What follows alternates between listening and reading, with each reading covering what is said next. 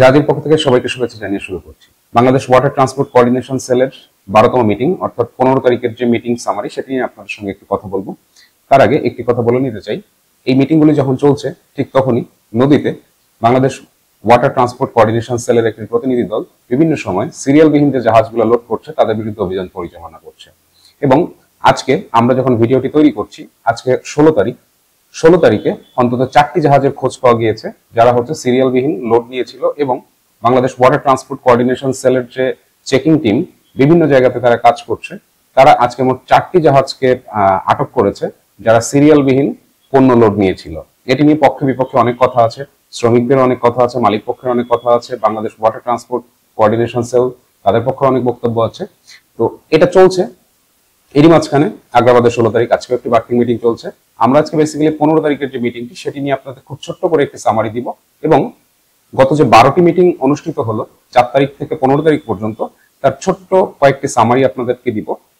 এখানে আমরা জানিয়ে রাখতে চাই, আমরা প্রত্যেক 15টি মিটিং পর আপনাদেরকে এই 15টি মিটিং এর সম্পূর্ণ কি হলো তার একটি চিত্র আপনাদের তুলে ধরার চেষ্টা করব। অর্থাৎ 15টা মিটিং এ কত বরাদ্দ হলো, কতগুলো জাহাজ সিরিয়াল দিয়েছিল, কতগুলো জাহাজ সিরিয়াল পেলো, কত ধরনের পণ্য এই 15 দিনে বরাদ্দ পেল, কোন ধরনের পণ্য কতটুকু বরাদ্দ পেল, কতগুলো মাদার ভেসেল অপারেশন হলো, মোট কতগুলো গন্তব্যে কতগুলো জাহাজ সেখানে গেল, কি পরিমাণ পণ্য নিয়ে গেল, এরকম সার্বিক একটি পর্যালোচনা প্রত্যেক 15টি মিটিং পর আপনাদেরকে আমরা তুলে ধরার চেষ্টা করব।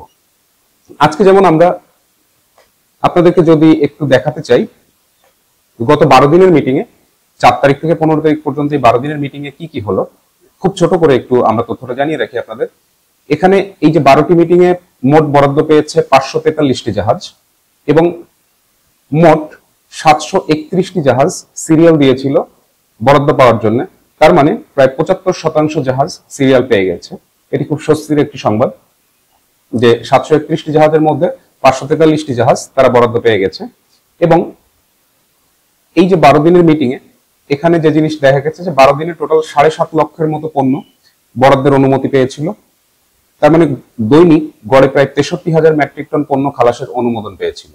আরেকটি ছোট্টটি তথ্য আপনাদেরকে জানিয়ে রাখি, এই যে 12 দিনে যে জাহাজগুলো এখানে প্রত্যেকদিন সিরিয়ালের জন্য অপেক্ষা করেছিল এবং সিরিয়াল পেয়েছিল, এখানে একটা অ্যানালাইসিস করলে দেখা যায় যে প্রত্যেকদিন গড় পড়তায় প্রায় 20% জাহাজ, মানে প্রত্যেকদিন প্রায় 200-র উপরেই জাহাজ ছিল সেখানে সিরিয়ালের জন্য অপেক্ষমান।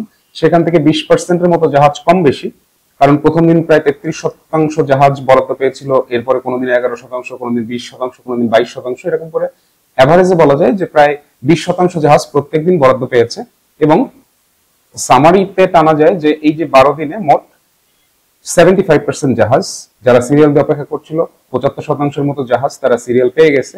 এবং আমরা আরো কিছু তথ্য জানতে পেরেছি, সেটি হচ্ছে যে কিছু কিছু জাহাজ এই 12 দিনের ভিতরে লোড দিয়ে তারা আবার খালি করে পুনরায় সিরিয়ালও দিয়েছে। তো এই ছিল মোটামুটি আমাদের আজকের ভিডিওর কন্টেন্ট। তারপর আরেকটু আপনাদেরকে ছোট্ট করে আরেকটি তথ্য দিতে চাই যে আমাদের এই যে 15 তারিখে সর্বশেষ যে মিটিংটা অনুষ্ঠিত হলো, এই মিটিং এ মূলত কি কি হয়েছে সেটি একটু আপনাদেরকে বলতে চাই।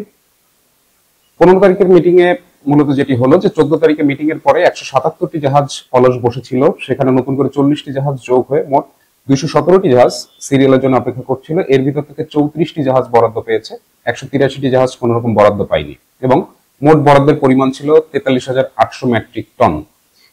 এই হচ্ছে আমাদের 15 তারিখের সামারি। এবং আমরা যেটি বললাম যে আজকের ভিডিওটি আমরা একটু সংক্ষিপ্ত করলাম।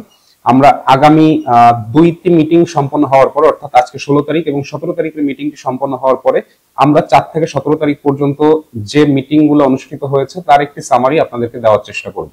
সবাইকে ধন্যবাদ।